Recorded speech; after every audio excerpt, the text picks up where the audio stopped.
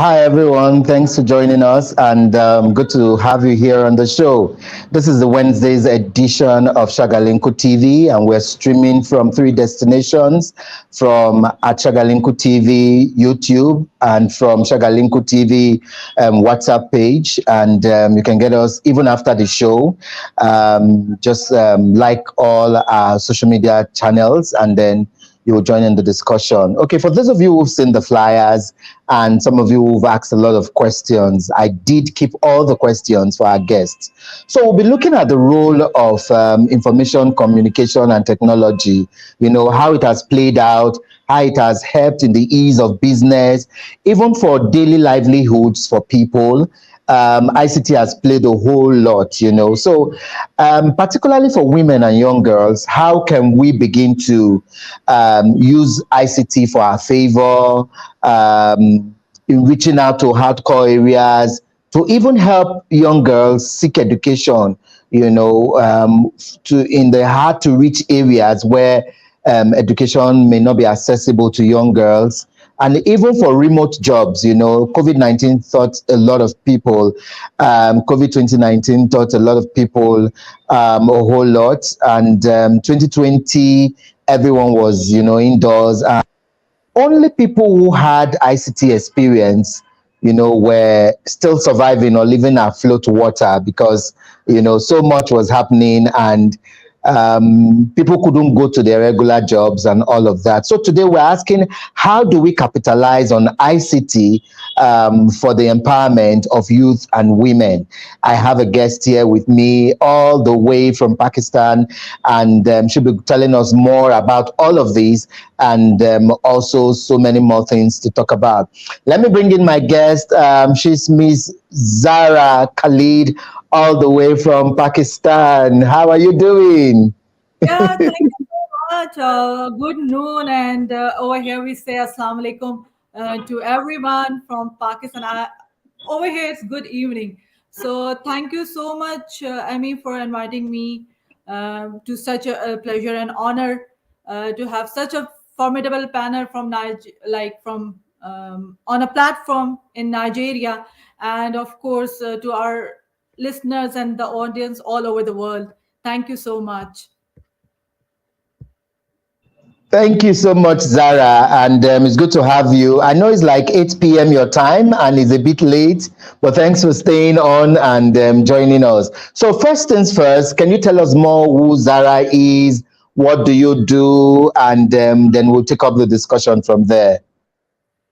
This is really a good question. So you want to talk about the third person or me? So I just want to know from you first. Uh, Yes, I want you to tell the viewers your name, what you do, your occupation. Someone also saw the flyer and saw sustainable human development advocate, and they said I should ask you what that means. That is a new word they are learning. yeah. First of all, proud. I'm proud to say that my super power is that I am a woman, and I'm today because I went through hell of time becoming this, becoming myself, and right now, if I describe my professional career, I'm a writer, I'm an advocacy, and I'm a communication specialist in human development. As you asked me that what is human or the sustainable human development means in overall and how it reflects in my work, so I want to tell you first of all, like, sustainable human development means that we all have a basic right to live in a harmony and to sustain ourselves with the nature. You can say we first of all we need a basic needs, that's the education, the good environment, and many more. So I will come later on this. First of all, I will introduce myself that I have worked, have a more than 13 years of experience. I work and I'm in a development sector, in a human development sector from the last 6 years. I have worked in the Johns Hopkins, where I work for the in the rural areas for the reproductive, maternal, and the child health, as well as I had worked on the behavior change communication, in which we introduce, you can say, introduce the ICT information communication and technology material, and the a lot of gadgets to communicate our message to the rural and as well as urban areas. I also worked in the field of girls education advancing skills with the USAID project. I work on the FCDO. I work that relates to the disaster risk reduction, like to provide shelter, livelihoods in rural areas. Currently, I'm working with a think tank, and that in this, like I lead the organization in media outreach, and specifically, we like connect ourselves with the media for the press briefings, and arrange knowledge sharing events, and also provide like a lot of workshops and the seminars and training and strategic partnership with our parliamentarians, where we create policies and introduce it to the our masses, and these policies are are the systems that induce in our country. And in short, I had also worked majorly in the TV and the advertising as well, and corporate sector as well. So that's the short introduction of me, and I hope I will describe you myself more. So the basic like crux of my the whole experience is to how to work on the woman empowerment, and how to influx uh, the all the sustainable the need for fairness and the other living beings. That's the main objective of my work, and how to become connect and balance and create cooperation and harmony with nature and with the work. Thank you so much, Zara. That was a huge one. Just wanted our listeners and viewers to know your portfolio and all of that. So let's even come back in the work you do. What's ICT to a layman? How has also technology helped in the workspace generally? How has it helped you? How has it helped other young people that you see on a day-to-day basis? Do you think it's a blessing? Some say it's a curse. Some say the internet has brought more harm than good, because every day you keep hearing of stories of someone killed or someone raped or someone. So the internet, people are seeing it from a different angle. But for you, what is ICT and how has it helped women and girls? See, first of all, you are asking me that what is ICT for me. Being a average person and being a millennial, I think so. Like it all about the utilization of internet. Like if you ask average person what is ICT, so I think so. The first things it comes in the mind is that is all about the like three things: information, communication, and technology. Like how to create enable information to communicate and into technology. But if you ask in a broader terms, I think so it also refers all the technology for creating, manipulating, storing, managing, and receiving information.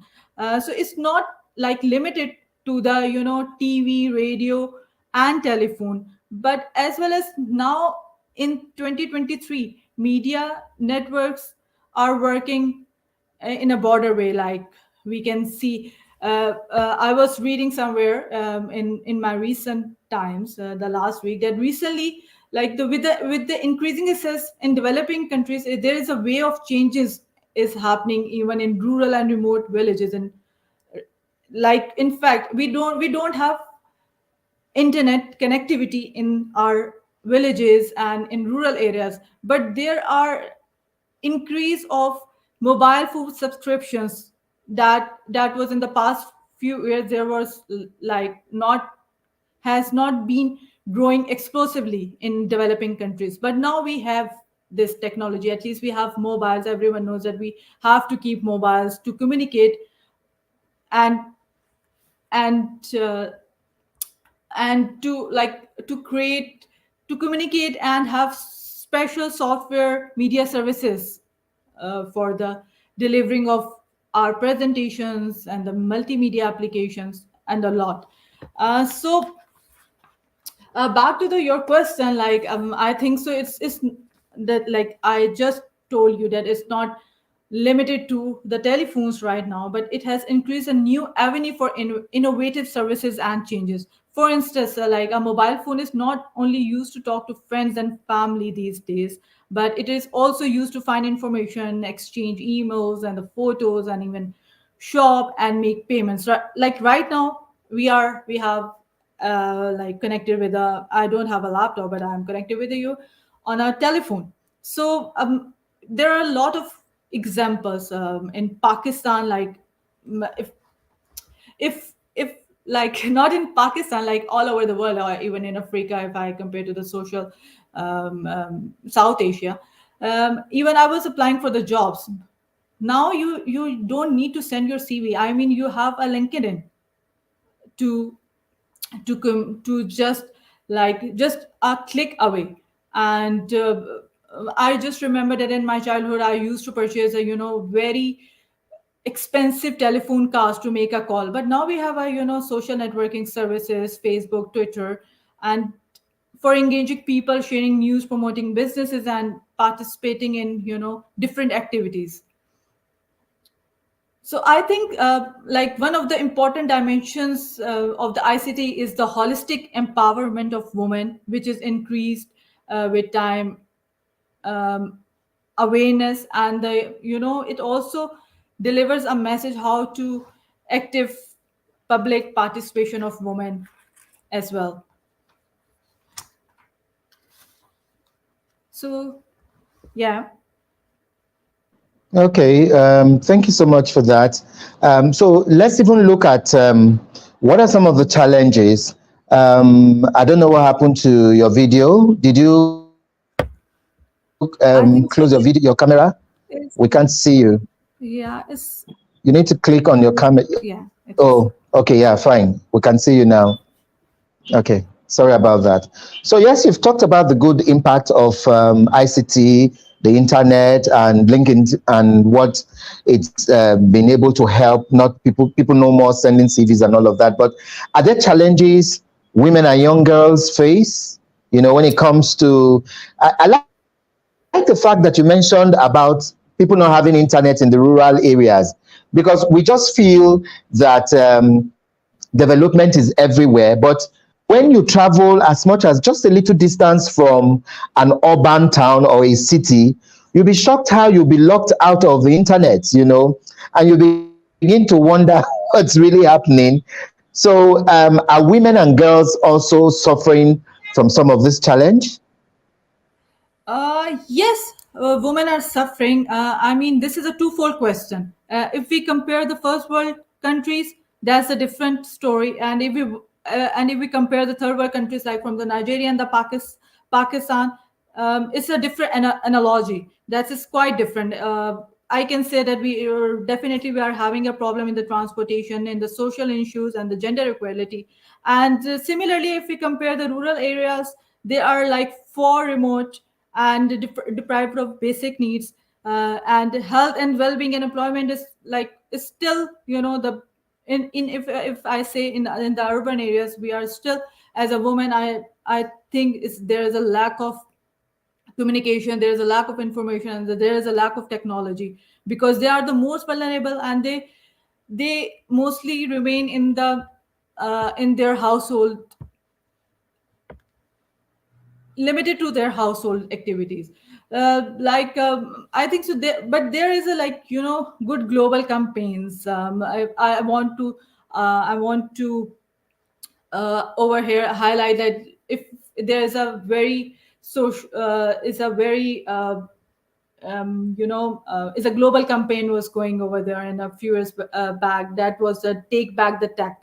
So this campaign raises awareness against the risks of violence women that was facing violence online and through mobile networks. So what they did, that it shares to prevent such as like using collective actions, social media campaigns, and the technologies. And it was the result seen in the the countries like uh, Australia, Bangladesh, and even Pakistan. That was a huge support for the women rights and ICT organizations.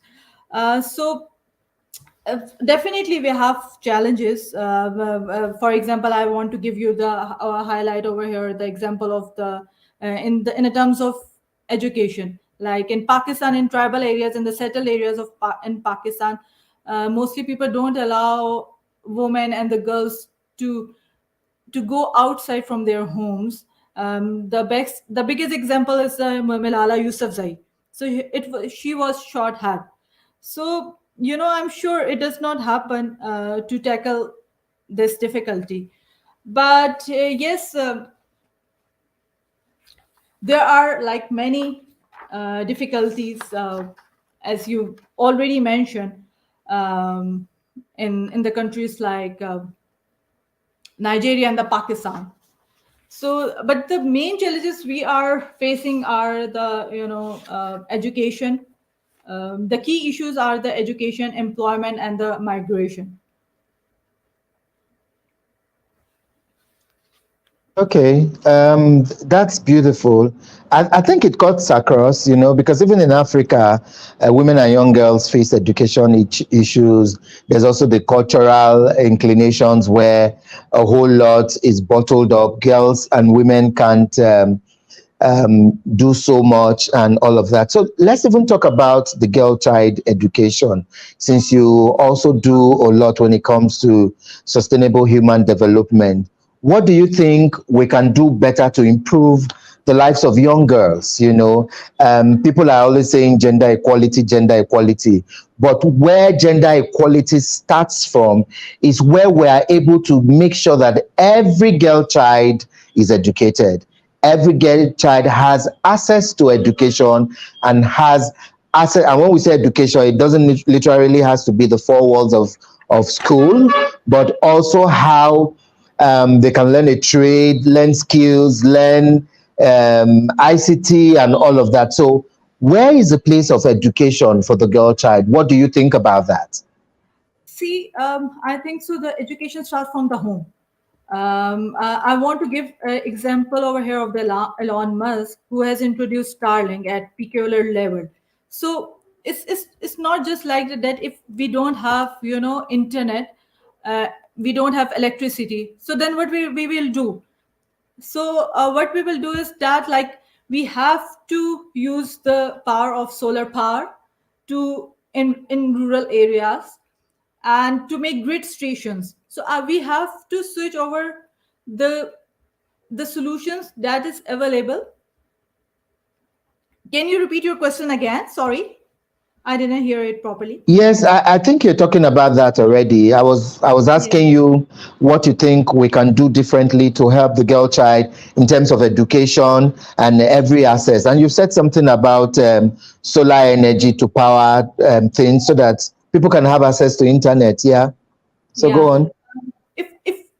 If I mean, I compare, if I give you one of the examples, when I was working in the USA and we were working on the out of school children, and that was like a uh, huge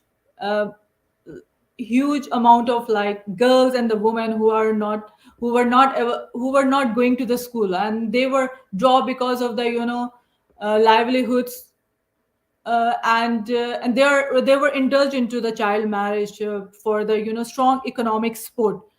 So first of all, I think so we need to work on the education sector. That is perhaps the most neglected area of women's people development in Pakistan and Nigeria. We don't have any curriculum right now. I think so. We don't have any policies on the formal or the informal education. In case of COVID-19, we came to know that we can deliver education through through ICT technologies. We use the ICT over there. We use the technology over there to communicate and to pass through on our information to the vulnerable girls and the youth. who cannot assess, who cannot come into the class. So the solutions are there. And besides that, we need to work on the employment sector as well, because I think so that's the one sector there we don't have women participation. And that's why the like the countries, developing countries like Pakistan, have more unemployment rates, and there is a major differences in the labor market, and that's why, especially in the rural areas, and in Pakistan we have so many patriarchal, cultural, and religious issues. So that's why we have more unemployment rates that are more higher among women, and also youth as well in the urban areas. So I think so we need to primarily work on our rural economy as well. So we mitigate our selves to engage our women in the agricultural jobs, as well as in the non agricultural jobs. And secondly, I want to discuss like one of the most expect as well. I think so that is also, if we talk about the in terms of rural, that's the migration, because I can see that migration is a dominant part for the transitions of youth and the adulthood in many societies. In Pakistan it's already there, but I don't know, because I think so in Nigeria it's in the same way, like what I was reading. So I think so. We much encourage our younger person more likely to be on the move in search of educational and other opportunities. But we only provide these opportunities to, when it comes to the female, we provide these opportunities like just before their marriage. But after that, we don't have like you know any national representative samples and the household surveys that provide the full picture of the migration trends. Okay, thank you for that. I'd also like to ask, how was the journey professionally? How were you motivated? I know usually I'm excited when I see young ladies also excelling in their field of adventure or endeavor, but it's not always an easy journey, because even in the world, even in the in the corporate world, for a man, um, for a lady coming into a man's world, it takes times two effort of the lady to work harder to prove herself and all of that. Were there points you felt discouraged? Were there points you felt um, you could have done better if given some opportunities that maybe you missed? Yes, in the start, I also like I told you that I'm proud of the woman that I am today, because I went through hell of time, and from the my you can say family and the patriarchal society. But luckily I had been in the professions where I know like how I can engage in the legal reforms and the responses, where I can promote women's empowerment. And that is only simple when I become the example. So s- so that's why I like quit my media and the corporate sector, and I indulge in this sector. So in order to combat gender based violence and incorporating visions within the existing structures of in the development sector. So so definitely that's why one of the reasons that like I work in the education sector is also to reduce the education, improve education services for women, and to make sure that the females, girls and the women go to school, and but not at that to the school, but at the same time they also develop skill of useful, flexible, and interactive capabilities, and and the training capacity training through the development of the curriculum. So they were taught about the research on the empowerment as well as, and they were designed for a better and empowering learning experiences. Like we had provided them a tablet for their education. There's some, education courses installed for them in that tablet in case there are no electricity. But they know how to cover their, their courses, their semester based education, as well as we know that like women always need particular particular support in the field of science, technology, engineering, and mathematics. So yeah, you there? Yeah. So I work in strengthening women's capacity and skills to increase their economic opportunity. Right now, I'm working in a think tank. So what we do, that we mostly do research on the topics of different sustainable human development, like SDGs. Have you heard about the? You have asked me earlier that what is sustainable. So basically, sustainable is defines this. That's the United Nations 17 goals, the which defines that I am more tend into sustainable goal number 1, 3, 4, 5, and 10 and 11, because in SDG number 1 they tell you that it should be like the countries should be by 2030 they must work on the poverty. There should be a quality education, because that's a basic human right, and gender equality, and more further reduce inequalities. And the countries like you and Pakistan, we have more have insecurities regarding terrorism and the security wise. So they promote peace, justice, and the strong institutions that could become happen only the power of partnerships and the public private partnerships. Okay. As we go on as well, would you like to tell us? You mentioned something about your work when you were in the USA. Would you also like to tell us how your experience was like, and back home in Pakistan, how has it been like when you compare the two? And you also talked about immigration.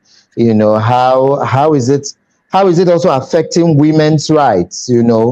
Because not everyone can migrate to another country, and not everyone who migrates finds everything rosy. A lot of people have migrated to other countries and they regret doing all of that. So, two questions in one: how was your your professional life when you were out of Pakistan, and now that you're back, and how can women also guard against any form of ills when it comes to migration? See, we over here we need to work on the my experience was really nice, because like I tend to capitalize on rapid technological change, which can only happen through the through the project, and we really work on the inclusive growth by preparing ourselves.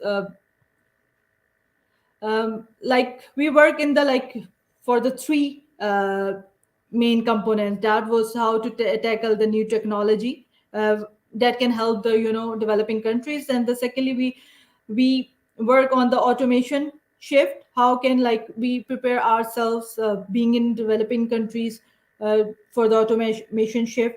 And we also boost government accountability. That's the main agenda of for working in this sector. But like you are asking about that, how can we improve the education, right? Yeah. Sorry. Yeah. So can you repeat? Sorry. How can we better off? How do we also help young girls know what to do when maybe they migrate to another country? Because sometimes people look at other countries and Yes. feel that it's rosier there and all of that. See, ICT can be useful in the migration by by transforming social change, and that definitely help a woman. We need to implement this empowerment in the form of I take example of the health strategies. Right now, there's no mention of the specific needs to the youth and the women. So there's a kind of low awareness and the disadvantages. So we need to create centered approaches, and we need to focus to health and the health education that ignores the related important aspects, such as I would say child marriage, family planning, and all these things like that. And the most importantly, the aspect of is that we need to engage our women and the youth for the policies, because it's our is we women. And I noticed that the policies for the women is happening is made by the men, most of the men. So how could you, like, the men can make the policies for the woman? I mean, I'm a woman, I can explain my problems better than the men. So I think so we need to engage our women in the coverage of multiple spheres of development and the policies, especially including economic, social, health, and education, and as well as why we ignored the like the political development. So we really need to improve our past policies and the focus that which tended not to be limited to the reproductive health, but we should expand it to the sports and the edutainment as well. Okay, we're running out of time already. How time really flies. It's over 30 minutes we're doing this. I may just bring you again another time so we can talk some more on some angles. But in wrapping up, what would be your final words that you'd like to say before we close the interview? I mean, I just want to like highlight three important things over here in terms of ICT. I think so. We must use ICT as a social transformation, and that ultimately help empower women and youth. And secondly, we should benefit from ICT for women empowerment, through which we can improve the access to information, public service delivery, and economic and political participation as well.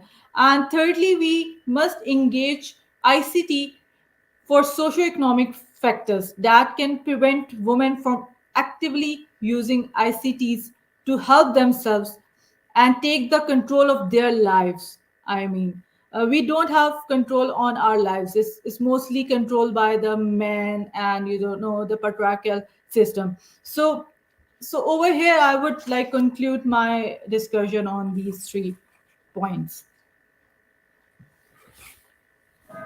Thank you so much, Zara.